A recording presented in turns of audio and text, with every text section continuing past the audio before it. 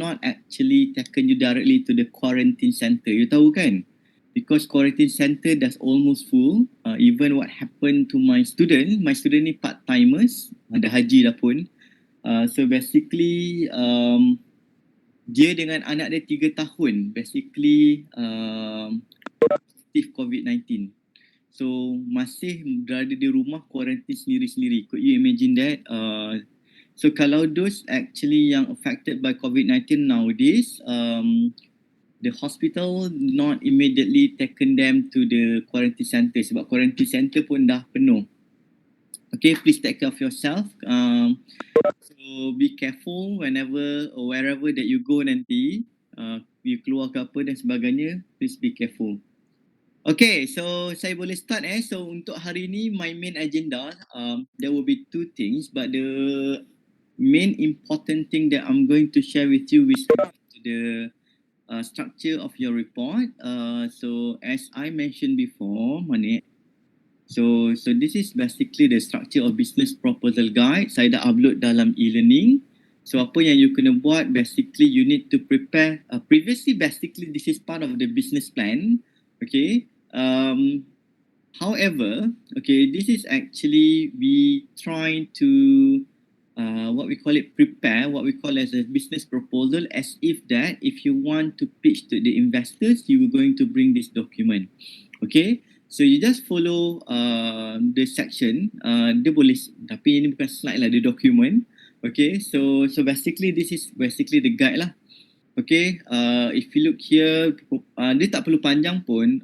I actually expect not more than 20 pages for your report. Okay, so even though it started here, you do not have to answer all questions. However, you are free to actually add more. Kalau boleh, you fulfill lah sekali ni. Okay. Okay, so this is actually the way you want to write. First of all, when you write this kind of business proposal, you need to include the business, the background of the business team. Having said that, you kena buat macam Twitter page, describe your business idea in 140 characters, okay, and then the team members, student number, email. So, if possible, try to come out with this kind of organizational structure. You make it like a proper or professional organizational structure, okay. You dah tengok belum contoh yang saya bagi sebelum ni? Kena on camera. Dah tengok belum yang the colours tu, guys? Have you glanced through the document? I mean the example that I have given to you. Yes. Okay.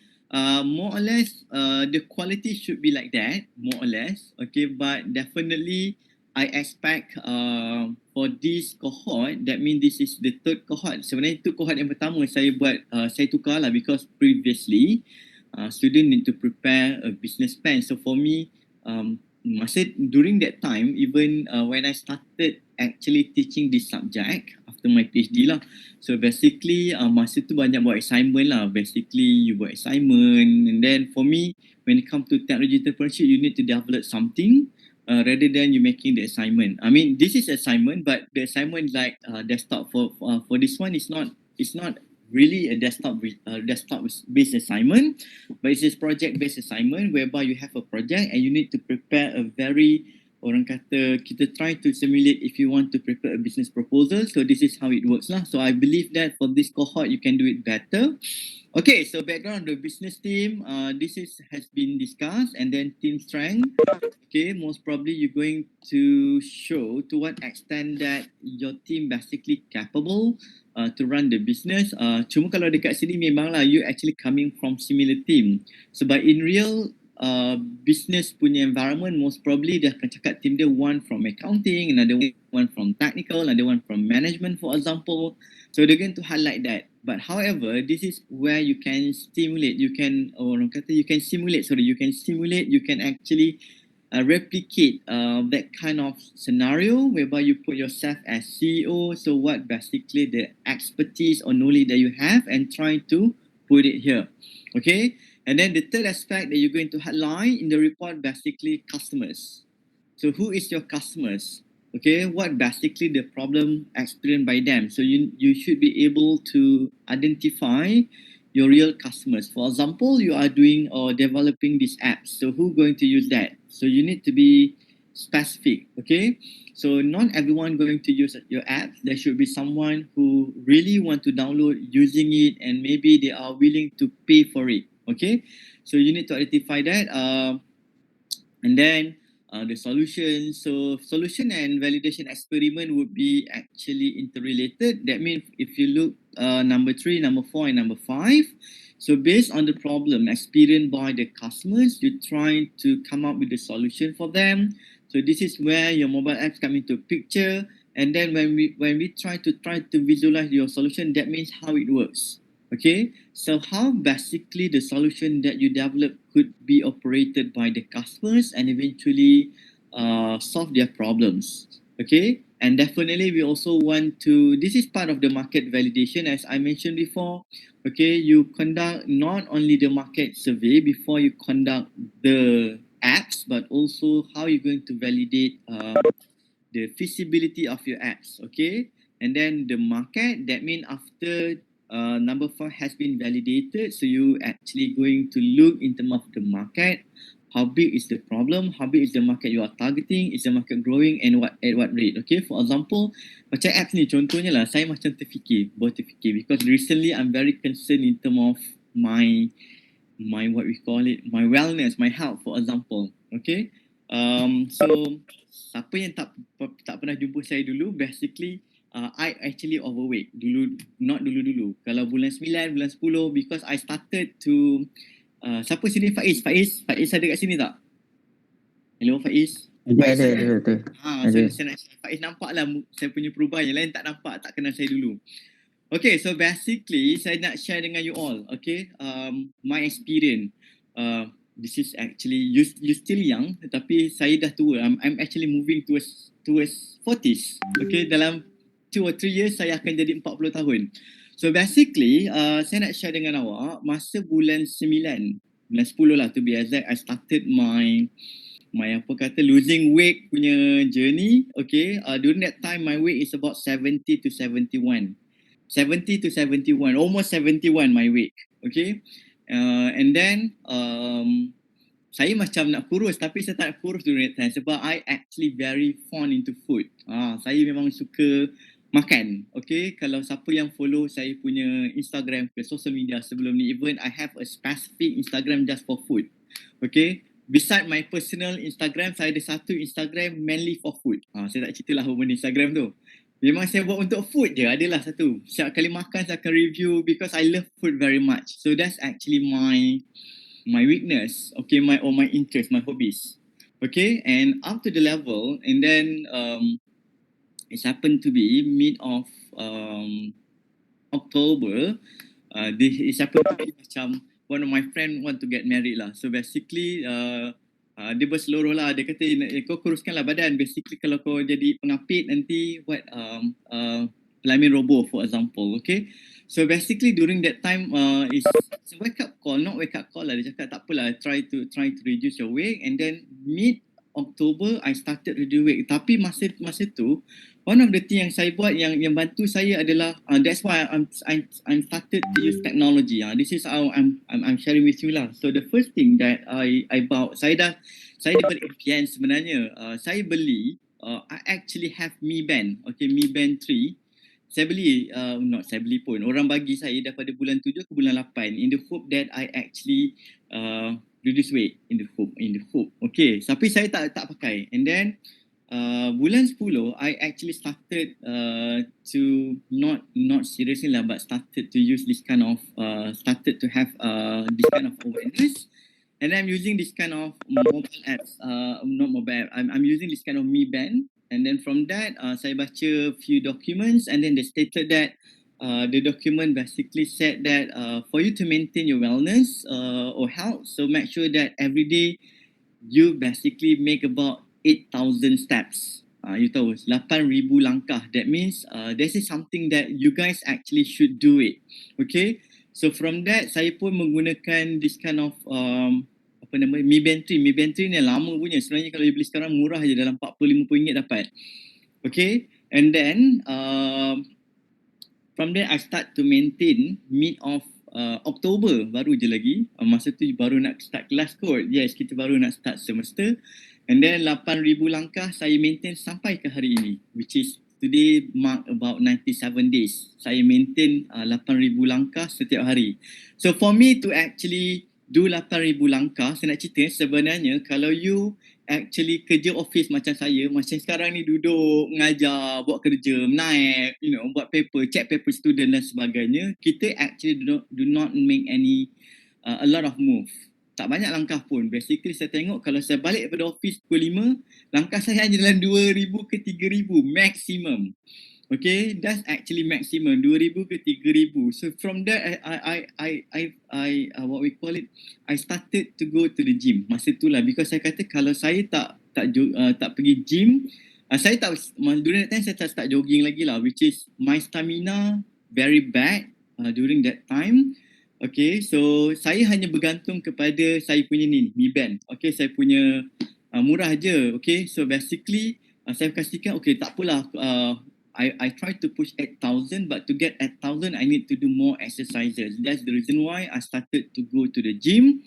And then dekat gym tu pun basically saya start untuk treadmill. And to tell you the truth, for me to do the treadmill for 1 kilometer during that time, okay, untuk saya buat 1 kilometer, saya actually semput. I couldn't actually stand it. Okay, because of my stamina, I'm getting older.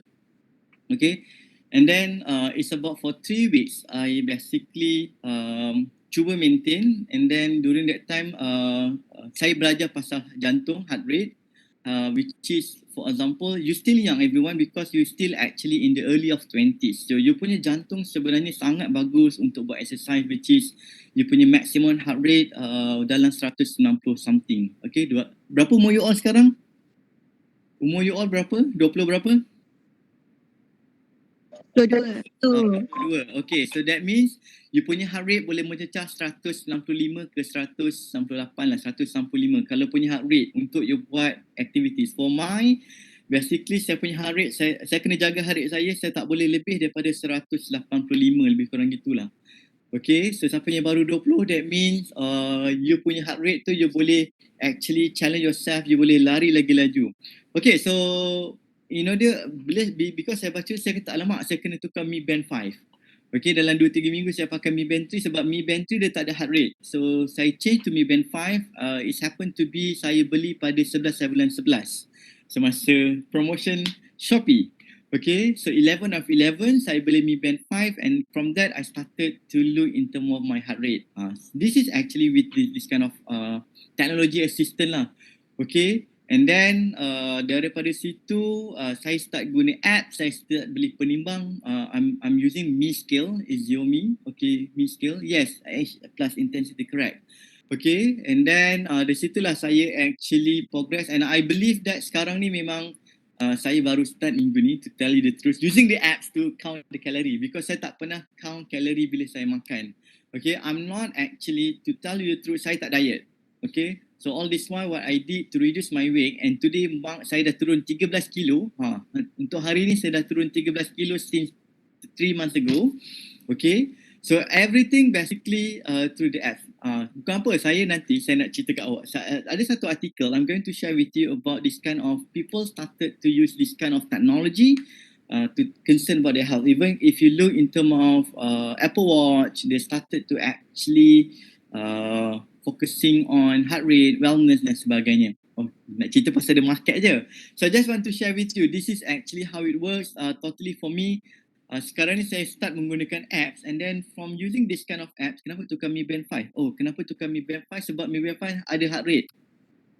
Semasa you buat exercise, okay, kalau Mi Band 3, dia tak ada heart rate semasa you buat exercise. Heart rate sangat penting sebab saya tak, bila saya terlalu intensify my training, my heart rate basically increase. And then, I'm getting older, guys, so basically I need to concern about my jantung, my heart. Okay, so saya tak boleh push, I couldn't push myself. That's why surprisingly bila saya jogging masa sebelum PKP start, I was surprised those yang lari laju gila sebenarnya they are youngest like you guys.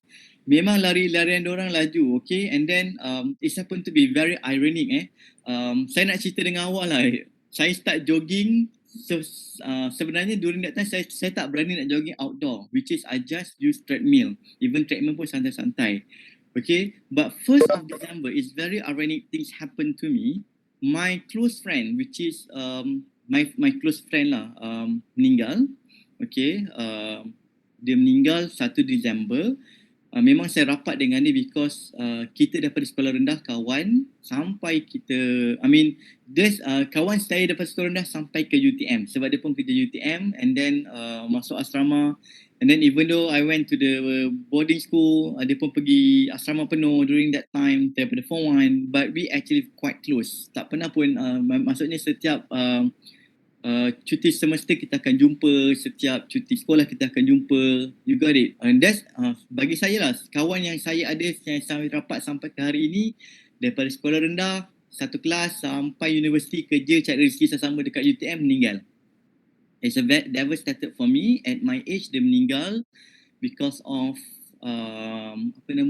stroke due to the heart blood pressure.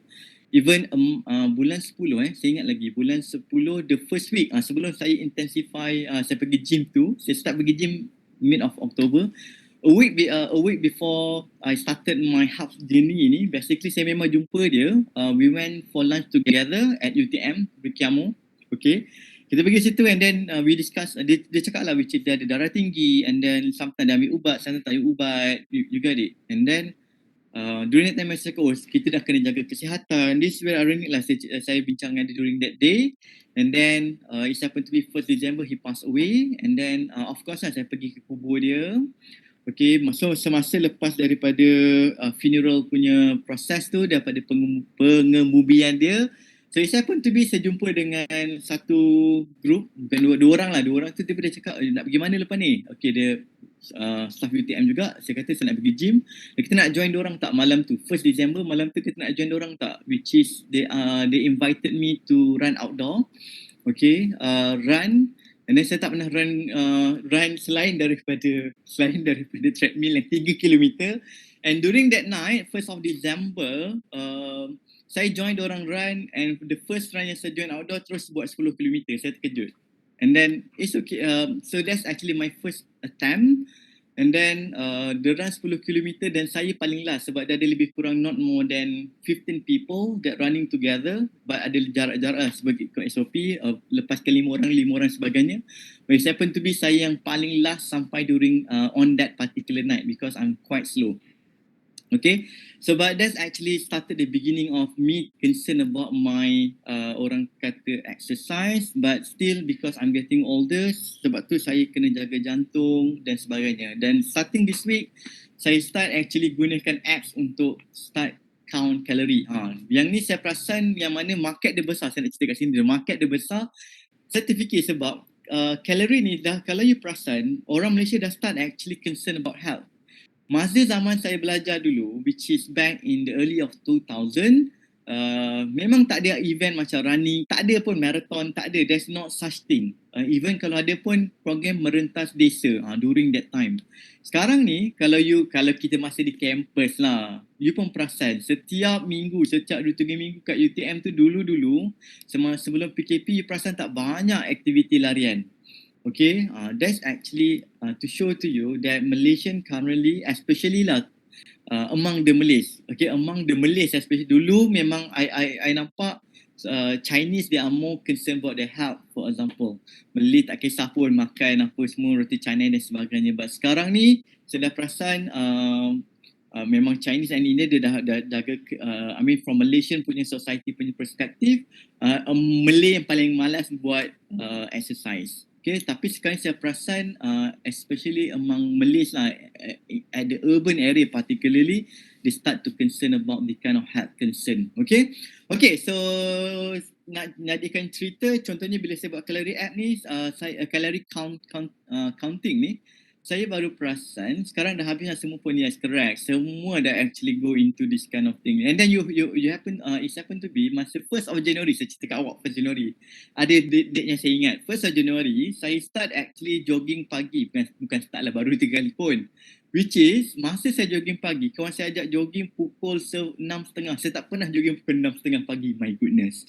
Okay, so 6:30 pagi, I went to Tasik Merdeka. Those who are living in Johor, you know where Tasik Merdeka is. Okay, near to the belakang istana, dekat dengan RTM.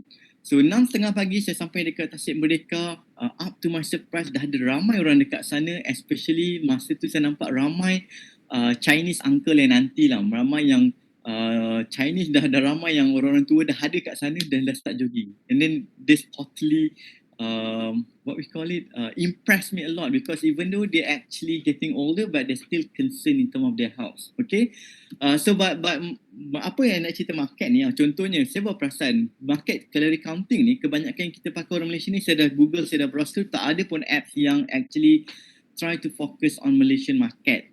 Dia general lah. For example, I believe that kalau boleh buat macam itu, there would be a lot of demand. Okay, especially sekarang ni orang dah banyak guna diet. There are a lot of diet things happen.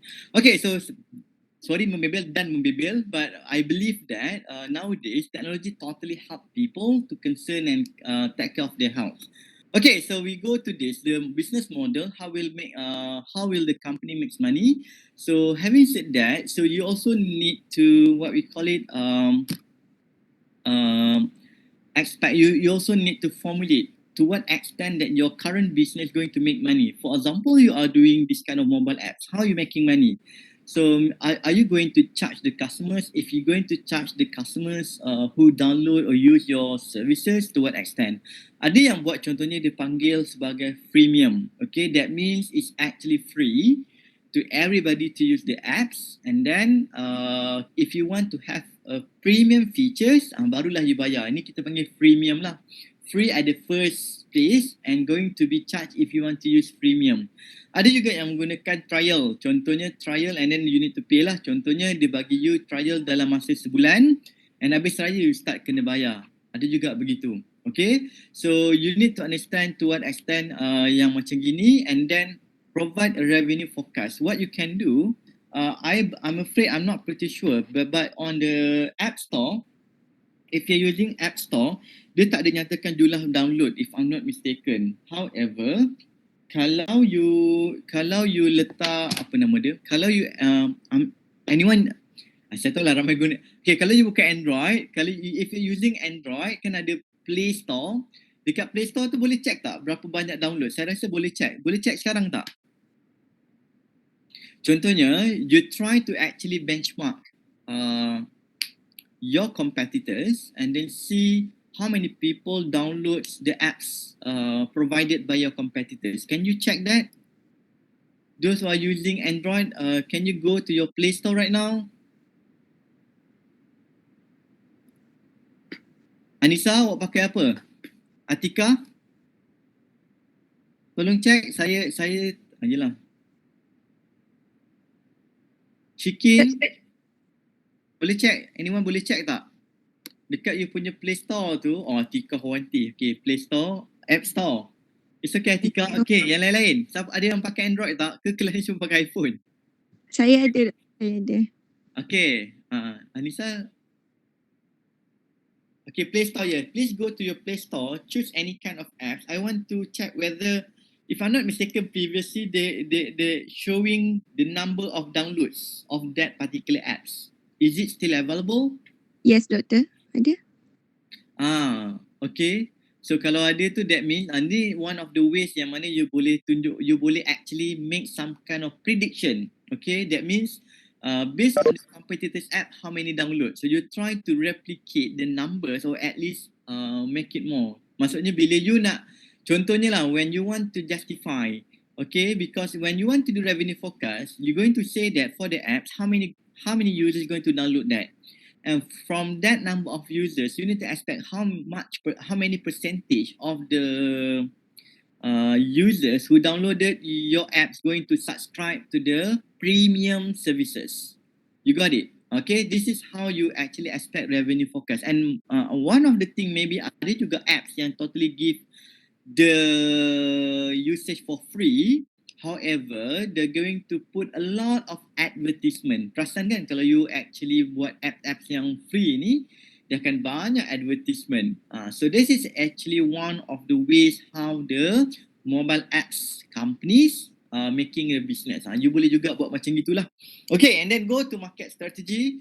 How will you reach your customers? That means if you want to start launching your product, so how are you going to reach the customers? So how you make sure that the customer that you targeted aware about your app and going to download and use it, okay? So what is your marketing or sales strategy? You need to highlight it here lah, okay?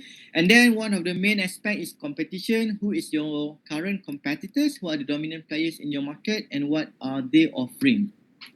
Okay, I think nowadays people are start engaging much in terms of mobile apps. Okay, even sekarang ni banyak due to the COVID-19. Even kalau you perasan siapa-siapa yang active ordering food panda and grab food in Malaysia right now, pukul 6 sampai pukul 7 tu, 7 suku, pukul 6 sampai 7 suku tu adalah peak hour sekarang ni. Kenapa? Even ada yang actually having problem nak connect pun sebenarnya sebab apps terlalu ramai. Okay, due to the PKP, kalau you perasan lah sekarang ni kalau you yes, kedai tutup pukul 8 and the last order 7:20 PM. Okay, and then during that time orang baru balik kerja. You kena faham, habis kerja pukul 5, sometimes orang balik 5:30, pukul 6 ingat nak masak ke? Especially yang tak ada masa nak masak, memang during that time lah dia akan order. And then kedai tutup pukul 8. There is no orang kata grace period for them to order after 8. That mean even nak order pun sebelum 7.20. So memang during that time memang peak hours, and then ada yang saya baca komplain hang, ada yang tak sempat nak makan, kedai 7-Eleven pun tutup pukul 8, you got it. So it's very problematic for those people who depending on food delivery and they're working actually they balik kerja quite late lah, okay. So this is saya bagi contoh lah, okay. So basically who is your main current competitors, you kena tahu siapa dominan dia, what they offering. Saya nak cerita apa? Saya nak cerita sebenarnya tadi pasal Food Panda. That means the landscape people are actually familiarized with this kind of apps already. How will you beat your competition? How are you really different? So this is where you need to put your competitive advantage. What makes kita panggil USP lah. What makes your business different than others? Okay. And then financial, this is make estimate revenue for your business. That means you boleh actually make prediction for this month, maybe sikit, and then after 3 months when the customers started to know about your product, so they will actually engage more. Okay, one of the things that people are doing, maybe making like a collaboration with the existing apps. For example, even like Grab, they collaborated with so many apps developers. Contohnya dia nak extend dia punya services, so they're going to collaborate. Contohnya if they want to focus on cleaning service, they're using Codim if not mistaken. Okay, so maybe you also need to think of that as well. And then identify and estimate key costs of your proposed business. So this is unique to make prediction how much salary. Definitely the way they are doing right now, basically free because you are not hiring any kind of programmers, but for the future, you need to expect, okay, you need to at least have a programmer to help you, okay. The fixed cost, maybe in the future, you need to rent hosting or servers, okay, hosting servers untuk operate the business, especially kalau you ada data banyak, so you make sure you actually using that, and then operational cost as well. Okay, and then you need to develop a pricing strategy. Like I said before, how are you going to charge the customers and what price the customers need to pay? So this is something yang you kena tahu. Okay, contohnya macam saya sekarang ni because of starting last semester, we need to answer all the question based on what we call it soft copy. So saya terpaksa actually kan, saya ni I'm when it come to the technology, contohnya when it come to device, contohnya saya cerita kawan saya beli MacBook ni yang lama 2014. Saya beli 2014, you tahu tak saya start pakai MacBook ni bila? Okay, saya beli benda ni, saya dah beli and then saya cuba pakai, saya kata malas nak, I'm facing this kind of panic usage lah. That means bila saya pakai, saya kata alamak, I cannot adapt, and then saya terus simpan laptop ni balik dalam kotak. I started to use again in 2016. Saya beli tahun 2014, akhir 2014. In the sake that orang lain beli, saya pun beli. Okay, and then tapi saya macam alamak, malas nak pakai. Okay, ataupun I'm not actually used to this kind of new technology, even though I know it's good. Okay, So saya tutup beli dalam kotak and then 2016 baru saya pakai. Similarly, in the case of iPad, saya dah beli iPad tahun 2018. Yes, late 2018. Okay, saya beli 2018, saya start pakai 2020. So all of that basically agak lambat. Sama juga masa cakap tadi, Mi Band contohnya. Orang bagi saya Mi Band ni dah actually lama jugalah. 3-4 bulan. Saya tak nak pakai pun. Which is tak apalah. Even during that time, I'm not actually, saya memang jenis orang tak pakai jam. So kalau saya nak jaga timing dan sebagainya, saya hanya tengok handphone je. Okay. So cuma sekarang ni saya banyak cerita, sampai tidur pun saya pakai jam sekarang ni. Because I want to, what we call it, make analysis of my sleep quality. Sampai sekarang ni tidur pun saya pakai jam up to that level because of the benefit that I get lah. Okay. And then bukan apa, sekarang ni pun saya terfikir macam kebanyakan orang dah start actually, ramai kawan saya yang saya kenal, ramai kawan bila saya start running ni, ramai kawan konon-konon runners lah. So basically they advise me change my watch instead of using Mi Band 5. So they ask me, they advise me to change to Garmin. Okay. Which is kalau saya tengok harga Garmin tu agak mahal, paling murah pun dalam 700, okay, 7 to 800. Tapi saya fikir balik, one of the things saya tak suka bila pakai benda macam ini adalah to charge. Contohnya kalau you pakai Garmin, you kena charge lebih kurang 2 hari sekali atau sehari sekali. Kalau pakai Mi Band 5 ni, yang saya suka sebab saya charge sekali dia tahan 2 minggu. So that's the reason why benda yang saya suka je lah, dia tak not actually make things complicated, as you know lah, ease of use, basically one of the criteria how people going to adopt with the technology. Okay, so kalau saya tengok lah, even macam saya tak nak pakai Apple Watch pun saya fikir is very nice because I have iPad, I have MacBook, I'm using iPhone, but unfortunately bila saya fikir bila nak pakai watch ni, nak kena charge sentiasa tu is very problematic for me. Okay, so that's actually benda yang you kena tahu. Saya nak cerita ni sebenarnya dari pricing strategy, and then the conclusion, the slide can be impressional. So this is not the slide. Bukan slide yang you prepare, you basically prepare a document, a proposal, okay, whereby I have given to you the example. Please follow that example. However, there's some changes with regard to the sequence or the arrangement of the topic. Inilah dia. Okay. Kalau you boleh buat appendix, you can actually run a business model canvas, put it there, and then secondly cash flow table detailing projected revenue stream kalau you boleh buat, especially for the first 12 month of the operations. So I think that's all for today. Saya nak awak faham what you need to coordinate and delegate the task among the group members for you to make sure that you can deliver by 31st of January. Is it okay? Saya nak tanya dengan adik-adik semua, is it okay if you going to submit by 31st of January? Doktor, Yes. possible tak kalau tambah lagi few days? Few days je. Possible. Kejap. Saya nak check something. Yes, that's actually possible. Wait a moment. Kita habis pukul 11. Sekejap saya nak check sekejap something. Sekejap ya. Okay, that's possible. Tak ada masalah. Saya tak kisah pun sebenarnya. Exam ni 22 hari bulan kan? Betul? Dah semak belum bila exam you all ni? Betul, 22. 22. Okay, wait a moment.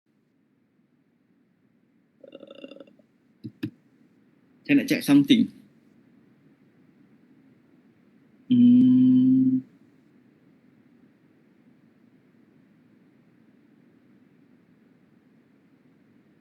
Oh, okay.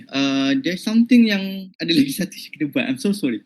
Okay, so basically, this kind of report is going to contribute about 20%. Okay, and then I really want you to prepare because we supposedly we have a presentation, but kita tak, saya tak sempat nak buat presentation. So what I want you to do, please make a video with regard to your project. Boleh?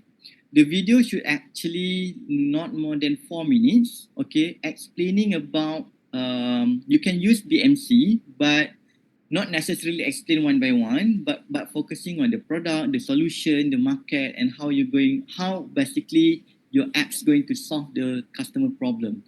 So in that case, can you do that, everyone? We don't have any presentation for the report. However, what you need to do, you actually need to prepare a YouTube video. I'm going to share with you tomorrow how you're going to conduct the, how you're going to, what way to prepare the YouTube video that actually going to contribute 10%. Boleh buat macam itu? Boleh lah. Hello? Guys? Ke doktor? Huh? Group. Group lah. Okay. Boleh. Group. Okay, group. Okay. The report going to contribute 10%. Sepatutnya ada presentation for the project, but we don't have time. Untuk besok nanti saya akan nyatakan pasal YouTube and then saya akan bagi satu assignment.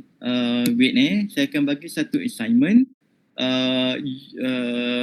Assignment tu sebenarnya basically just want to cover test. Kita tak ada test sebenarnya. You perasan tak kita tak ada test? Assignment tu very mudah. Kalau you boleh jawab assignment tu, sebenarnya part of the assignment tu sebenarnya akan bantu you untuk final exam. Okay? So saya nak awak actually very mudah je. Saya akan bagi satu senario. You buat jawab dalam masa seminggu, jawab dalam satu page.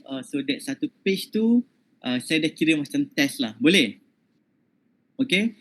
So and then saya akan in my class ada few homework, so that one is actually going to contribute 5% for tomorrow. Saya bagi seminggu saja, but for this assignment, is it possible if you can submit everything by Chinese New Year 11th of February, right? Or 10th of February? Chinese New Year. 11. 11, right? Okay, so is it possible if I request every one of you here to submit the assignment, that means the YouTube plus the report before Chinese New Year, 10th of February. Is it okay? I know that you have an exam, tapi beginilah, kalau you boleh submit lagi awal, that's better. Saya dah letak sini dalam e-learning 31 hari bulan 12. Tapi sebab you minta request, so saya tambah dalam masa 10 hari lagi. Is it possible? Yes, doktor. Boleh? Ke you nak 21 hari bulan? Saya tak kisah sebenarnya. As long as, saya ginilah cara saya akan menilai. Bila sebelum saya tanda final tu, saya dah start actually look at your, at least I can actually assess lah. Ataupun you punya exam 22, so saya suruh hantar 15 hari bulan 15 hari bulan 2. 21 tak boleh. 15 sorry. At least saya boleh bagi feedback sikit. Boleh 15 hari bulan 2. Okey ke tak? Saya tak nak awak stres ni. Okey 15. Okey 15 hari bulan 2 you hantar report dengan dah pasti dah ada YouTube video. Boleh? Okey. Saya letak je dekat dalam e-learning 31 hari bulan, tapi I take note yang you kena hantar pada 15 hari bulan 2. Okay, so that's actually your main assignment.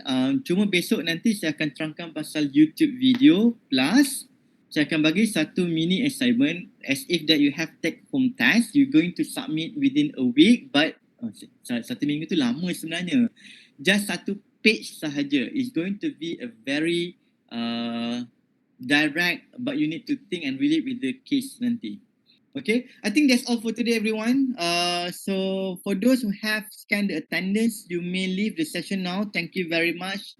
And then for those yang belum, let me share again the attendance. Okay, thank you everyone. Have a nice day. I'm going to meet you again on tomorrow. Okay, Thank you, Assalamualaikum. Doctor. Okay, yeah.